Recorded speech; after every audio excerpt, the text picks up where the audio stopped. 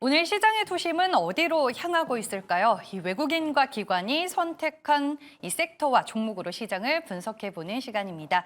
시장이 선택한 주식 시선주, 오늘은 엠뱅고드 이호근 매니저와 함께하겠습니다. 안녕하세요. 네, 반갑습니다. 네, 지수는 뭐 바닥을 좀 네. 잡아가는 모습이다 이런 얘기들이 나오고 있던데 네. 수급을 놓고 보면 썩 좋지는 못한 것 네네. 같아요. 당분간은 이렇게 외국인들의 매도세가 좀 지속이 될 수밖에 없는 시장 환경일까요, 매니저님? 일단은 이제 그 외국인 최근 이제 수급 동향을 좀 면밀하게 분석해 볼 필요가 있겠는데요. 일단 이제 최근에 이제 지난주까지 우리 국내 증시 흐름이 상당히 좋았습니다. 근데 우리가 이제 금요일 날 쉬는 동안 갑자기 이제 미국에서 그 지정학적 리스크가 부각이 되면서 이제 급락이 나왔죠. 예, 그러면서 우리 시장이 이제 이번 주에 상당히 좀 어려움을 겪었었는데 우리가 이제 단순하게 이제 지금 이번 주에 외국인이 너무 많이 판 거 아닌가 뭐 이렇게 우리가 생각할 수 있는데 자세히 그 내막을 좀 살펴보면 일단 이제 선물 쪽은 좀 매도를 많이 했어요. 한 3조 원 정도 선물 쪽에 매도가 나왔고 주식은 뭐 오늘까지 합쳐서 한 6천억? 그러니까 오늘 뭐 한 이 정도. 그러니까 이제 주식은 사실 뭐 그렇게 외국인이 그 지정학적 리스크에 대비해서 그렇게 많이 매도 나오지는 않았다. 이렇게 보고 있고 그러니까 외국인이 지금 이제 그 지정학적 리스크가 확 이제 커지면서 외국인들의 반응을 어떻게 보냐면 일단 이제 주식을 뭐 이전에 뭐 우크라이나 러시아 전쟁 때처럼 막 팔아서 이 시장을 상당히 위험하게 본 게 아니라 주식은 이제 기본적인 매매만 했었던 것 같고요. 오히려 지금 선물로 대응을 하면서 약간 이제 위험을 해지했다 그럴까? 그러니까 그 정도. 그러니까 이제 외국인 시각은 지금 이제 이번 그 중동 지정학적 리스크에 대해서 어떤 식으로 좀 보고 있냐면 그냥 단순하게 하나의 이제 그 리스크 해지 차원에서 그러니까 대응. 그러니까 이거를 뭐 크게 장기화되고 뭐 이슈화된다는 시각이 아니라 어쨌든 이 일이 발생이 됐으니까 여기에 따른 이제 위험 해지 정도 이 정도로 대응했기 때문에 우리가 이제 막 여기에 대해서 너무 민감하게 반응할 필요는 없다. 이렇게 보고 있습니다. 그러니까 그동안 매수로 네. 일관하던 외국인이었는데 최근에 이제 매도세가 확인이 되니까 시장에서 조금 불편한 건 사실이지만 누적된 매도 금액이 크지는 않은 상황이기 때문에 아직까지는 괜찮다라고 전체적인 수급을 풀이해 주셨고요. 네. 오늘 그렇다면 섹터와 종목별로 들어가서 어떤 것들이 특징적인 흐름을 보이고 있는지 섹터 흐름부터 확인해 보겠습니다. 외국인과 기관이 사고 있는 섹터를 좀 추려보니까 외국인은 의료, 화장품, 반도체 눈에 띄고요. 기관 쪽에서는 역시나 화장품과 반도체 그리고 일부 조선주들을 사는 움직임이 포착이 됐습니다.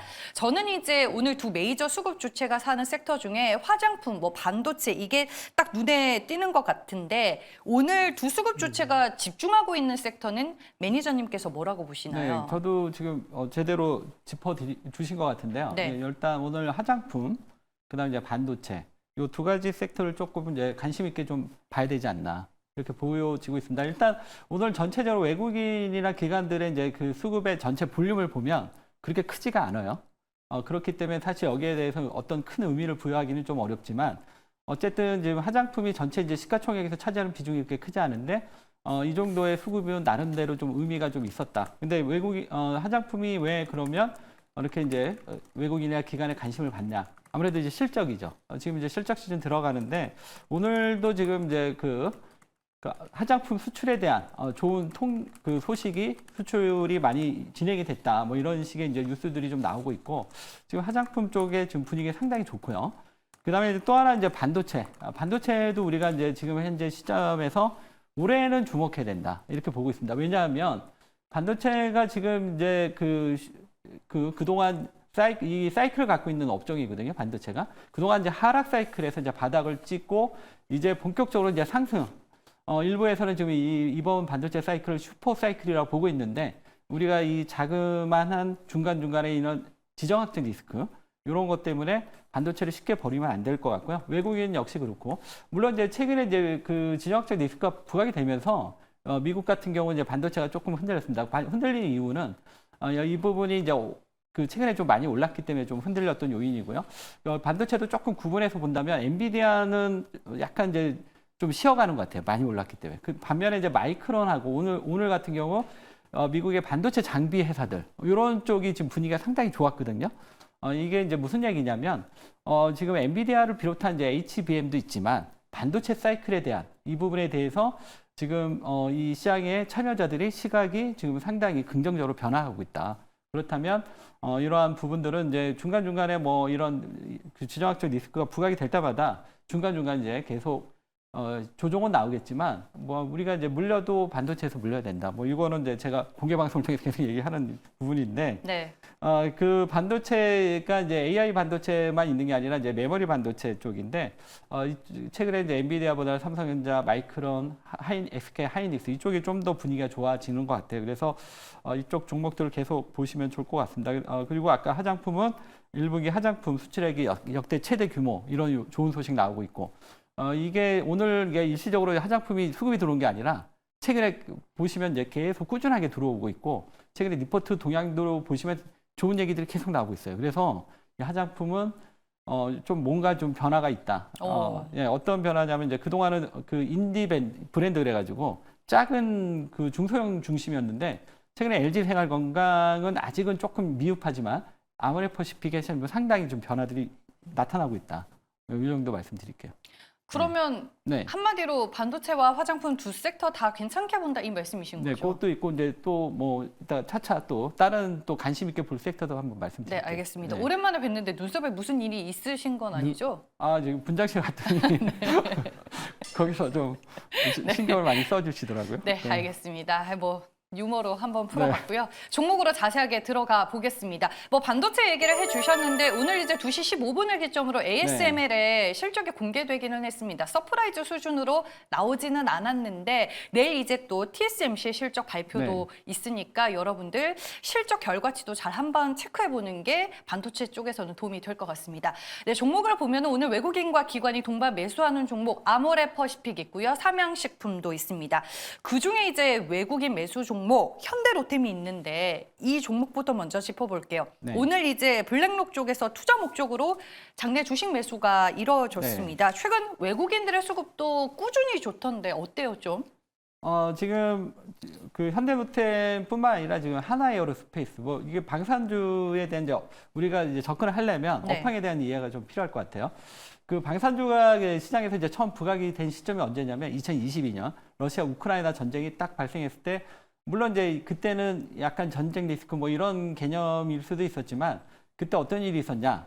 우리나라 방산주들이 그때 뭐 하루 자고 일어나면 뭐 수주 소식 나오고 2022년에 수주가 이제 본격적으로 나오기 시작했던 시점이에요. 그래서 그 시점에 그 러시아 우크라이나 전쟁 때문에 한번 올라갔던 것도 있었고, 그다음에 이게 이제 2022년에는 이제 그 기대만큼 실적이 좀 정체되다 보니까 안 움직였어요. 그랬는데 그동안 2022년에 그동안 이렇게 쌓아왔던 수주가 올해부터는 이제 본격적으로 실적으로 나오는. 그러니까 이전에는 이제 수주 모멘텀으로 움직였다면 지금 올해는 이제 실적의 성장의 원년. 이렇게 움직이기 때문에 요 방산주를 그냥 단기로 보는 게 아니라 지금부터 이 흐름이 뭐 로키드 마틴처럼 뭐 그렇게 뭐 그 정도까지 얘기를 지금 할 수는 없겠지만 어쨌든 큰 변화들이 있다. 이 부분을 보시면 되겠고요. 지난번에는 이제 모멘텀 움직이기 때문에 그 움직임이 보다는 지금 실적으로 움직일 때 좀 더 강하게 움직일 수 있다. 이렇게 보고 있거든요. 그래서 지금 현대로템도 그렇고 하나에어로스페이스 같은 경우는 뭐 2030년까지 이미 그 먹거리를 다 이미 확보했다 수주로 뭐 이런 얘기도 나오고 있고 그래서 지금 이 방산주가 이제는 하나의 실적 성장세로 이제 그 장기적인 큰 그림이 그려지는 게 아닌가 이렇게 보고 있습니다. 그래서 이게 뭐 올라갔다 조정받고 올라갔다 조정받고 뭐 이러긴 하겠지만 지금은 올해 1년 정도 올 여름 정도까지는 방산주의 흐름은 계속 우리가 주목해야 되지 않나 이렇게 보고 있습니다. 네, 알겠습니다. 모멘텀으로 먼저 갔다면 지금은 네. 수주와 실적이 뒷받침되고 있는 상황이기 때문에 방산주들은 뭐 조정이 와도 큰 부담 없이 상반기까지는 지켜보자라고 코멘트를 해주셨고 그 안에 현대로템이 포함이 되지 않을까 싶습니다.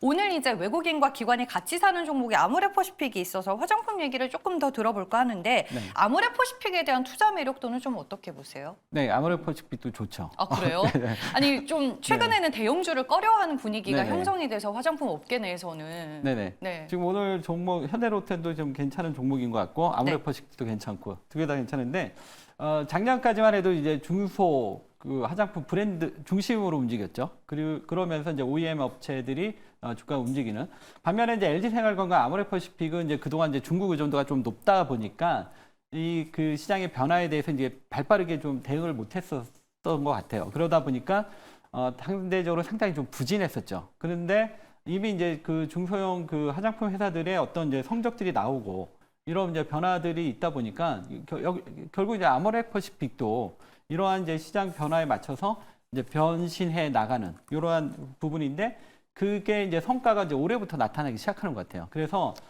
기존에 이제 아까도 얘기했지만 이제 중소형 화장품이 지금 화장품이 올해 수출 규모가 역대 최대 규모라 그랬는데 지금 이 중소형 회사가 올해도 여전히 좋은 성장세가 나올 거고 여기에 이제 가세하는 게 이제 아모레퍼시픽, LG생활건강이 아직은 좀 약해요. 근데 이제 LG생활건강은 지난번 이제 한번 쇼크가 있고 나서 이제 더 이상 나빠질 건 없고 어느 정도 이제 바닥은 좀 다지는 것 같아요. 근데 LG생활건강보다는 아모레퍼시픽이 지금 뚜렷하게 좀 성적들이 나타나는 것 같거든요. 그래서 이 부분을 좀 보셔야 될 것 같고요. 그동안 이제 적자였던 이제 중국은 어느 정도 이제 기본은 하는 것 같고, 그 다음에 이제 미국, 그 다음에 EMEA라고 그래가지고 유럽, 그 다음에 중동, 아프리카 뭐 이런 식으로 KBT라는 하나의 이제 그 트렌드의 바탕을 깔고 지금 아모레퍼시픽도 지금 상당히 약진이 시작이 되고 있거든요. 근데 이게 어디까지 갈지는 우리가 이제 차차 확인을 해 봐야 되는데 어쨌든 지금 상당히 분위기는 좋다. 그리고 이런 부분에 기반을 두고 지금 외국인 기관 수급들이 계속 꾸준히 들어오고 있고요. 기술적으로도 이 차트 한번 볼까요?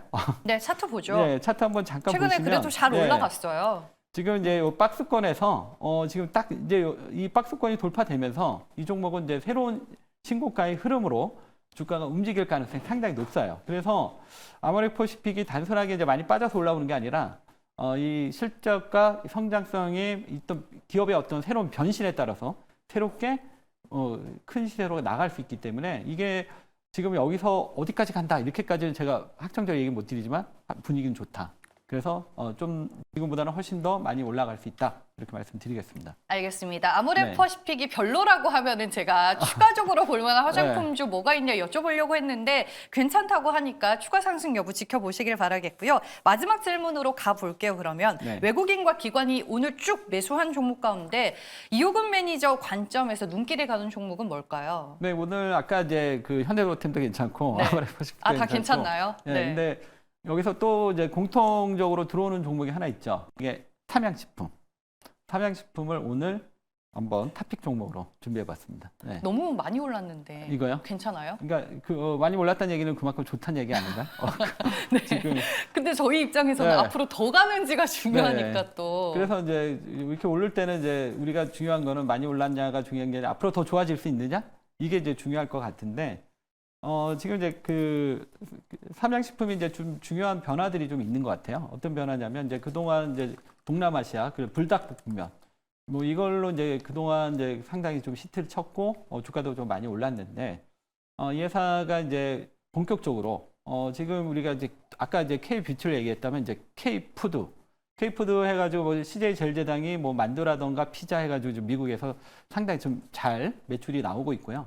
그다음에 농심은 이제 그 불닭볶음면처럼 그 상당히 좀 기반을 두지는 못했지만 미국에서 나름 블랙 신라면 그래가지고 자리를 잡아서 상당히 좀 성장세를 보여주고 있거든요. 네. 근데 이제 삼양식품이 이제 본격적으로 이제 미국 시장에 이제 진출을 하는 것 같아요. 그래서 코스트코, 얼마트 뭐 그러면서 이제 그동안은 이제 외부였다면 이제 미국 시장 본격적으로 들어가고 있고요. 그 다음에 이제 제2 공장이 내년에 또 완공되면 미국뿐만 아니라 캐나다, 멕시코 그러면서 이제 영토가 점점 넓어지는.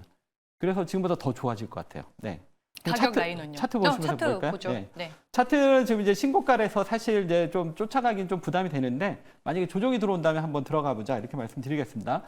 적정한 매수가는 25만 5천 원, 목표가는 30만 원, 손절가 22만 5천 원 말씀드리겠습니다. 네, 알겠습니다. 삼양식품은 워낙 많이 올랐기 때문에 혹시나 내가 또 뒷북을 치는 건 아닐까, 또 너무 후발주자로 뛰어드는 건 아닐까라는 고민을 하고 계시는 분들도 있을 것 같은데 30만 원 선까지는 열려 있다라고 말씀해 주셨으니까요. 가격 라인 참고하시길 바라겠습니다. 네, 이호근 매니저 무료 방송 있으세요? 네, 제가 5시에 오늘 무료 방송이 있거든요. 그래서 유튜브인가요? 거기서 이제 이호근 검색하시면 아마 보실 수 있을 것 같습니다.